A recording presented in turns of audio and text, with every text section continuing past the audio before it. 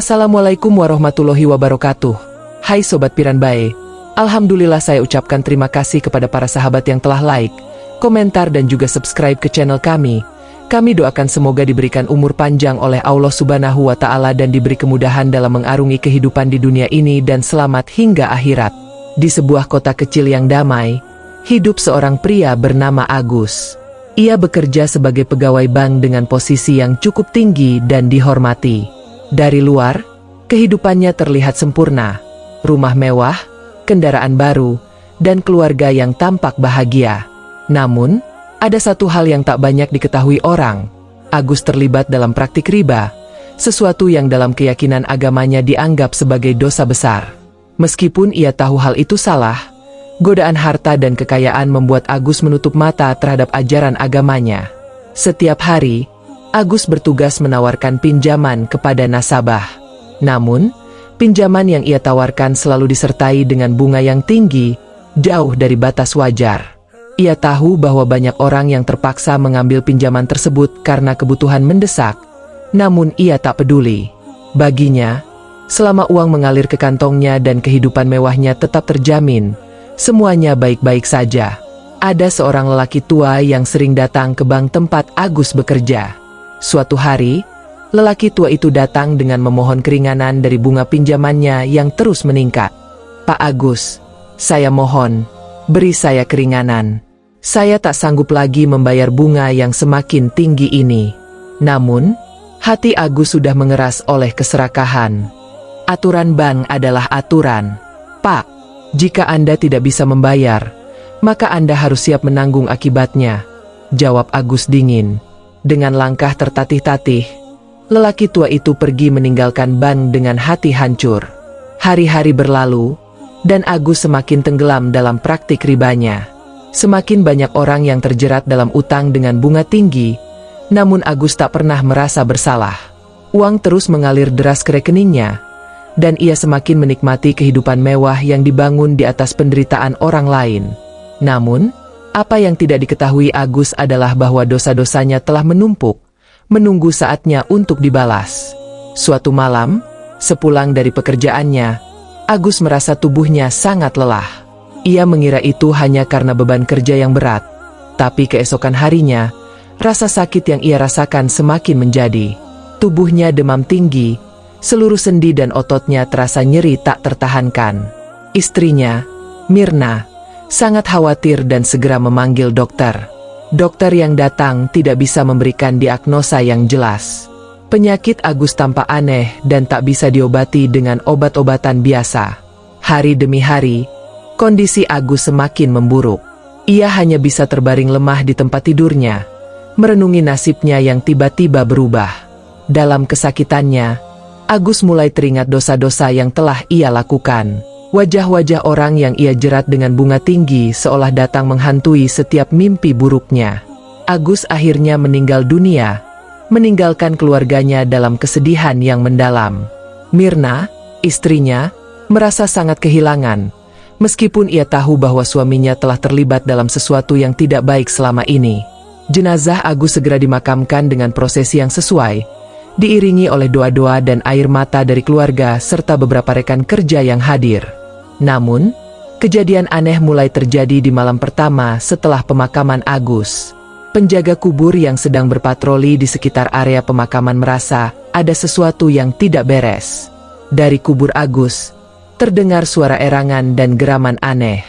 Penasaran, penjaga itu mendekati kubur dan terkejut melihat beberapa ekor anjing liar sedang mengerumuni kuburan Agus, mencakar-cakar tanah dan menggali kuburnya. Anjing-anjing itu berperilaku agresif, seolah-olah ada sesuatu di dalam kubur yang menarik mereka. Penjaga kubur mencoba mengusir anjing-anjing itu, namun mereka kembali setiap malam, menggali lebih dalam dan lebih dalam. Kabar tentang kubur Agus yang digerogoti anjing menyebar dengan cepat, membuat banyak orang datang ke pemakaman untuk melihat sendiri keanehan itu. Malam demi malam, anjing-anjing liar terus menggali kubur Agus, membuat banyak orang merasa ngeri. Penduduk kota mulai menyadari bahwa apa yang terjadi pada Agus adalah bentuk azab kubur. Mereka tahu bahwa Agus terlibat dalam praktik riba, dan kejadian ini dianggap sebagai balasan atas dosa-dosanya. Tidak hanya itu, bau busuk yang menyengat juga mulai menyelimuti area sekitar kubur, membuat siapapun yang mendekat merasa mual dan tak nyaman. Anjing-anjing liar yang menggali kubur Agus tidak hanya berkerumun di sekitar pemakaman, tapi juga mulai menyusup ke rumah-rumah penduduk terdekat. Orang-orang yang pernah berurusan dengan Agus, terutama mereka yang merasa tertindas oleh praktik ribanya, mulai merasa dihantui oleh kehadiran anjing-anjing ini. Mereka tak bisa tidur dengan tenang, selalu merasa gelisah dan ketakutan, seolah-olah azab yang menimpa Agus juga menular kepada mereka. Mirna yang mendengar kabar ini merasa sangat terpukul. Ia tidak menyangka bahwa dosa suaminya akan membawa azab yang begitu mengerikan. Ia merasa bersalah karena tidak pernah berusaha lebih keras untuk menasihati Agus semasa hidupnya. Dengan hati yang penuh duka, Mirna pergi ke kubur suaminya dan berdoa dengan sungguh-sungguh, memohon ampunan untuk Agus dan meminta agar azab itu dihentikan. Namun, doa-doa Mirna seolah tidak didengar. Anjing-anjing liar itu terus kembali setiap malam, bahkan semakin banyak dan semakin ganas.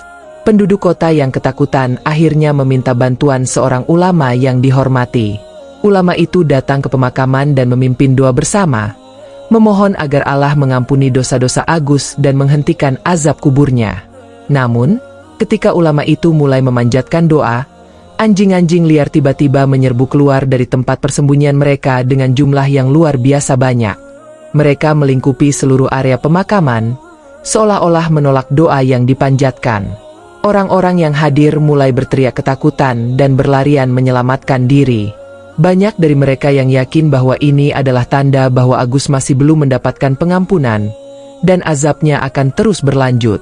Malam demi malam, anjing-anjing liar itu terus kembali, menggali lebih dalam ke kubur Agus. Bahkan beberapa di antaranya mulai menggerogoti peti matinya. Penduduk mulai resah dan takut, merasa bahwa kota mereka sedang dikutuk. Banyak yang memutuskan untuk meninggalkan rumah mereka, mencari tempat tinggal yang lebih aman, jauh dari ancaman anjing-anjing yang dianggap sebagai peringatan ilahi. Azab ini menjadi pembelajaran besar bagi seluruh penduduk kota. Mereka yang dulunya terlibat dalam praktik riba, mulai dari pegawai bank hingga pengusaha yang meminjamkan uang dengan bunga tinggi, segera bertobat. Mereka menutup usaha-usaha yang terlibat dalam riba dan mencari jalan hidup yang lebih bersih dan sesuai dengan ajaran agama. Kota itu berubah menjadi lebih religius, dengan orang-orang yang saling mengingatkan untuk menjauhi segala bentuk dosa yang bisa mendatangkan azab. Mirna, yang merasa hidupnya berubah selamanya setelah kejadian itu, meninggalkan segala kemewahan yang pernah ia miliki. Ia memilih hidup sederhana dan mengabdikan dirinya pada agama, berharap agar doa-doanya bisa meringankan siksa suaminya di alam kubur. Setiap hari, ia berdoa dengan sungguh-sungguh, memohon agar dosa-dosa Agus bisa diampuni dan anjing-anjing yang menggali kuburnya bisa berhenti. Lambat laun, jumlah anjing liar yang datang ke kubur Agus mulai berkurang.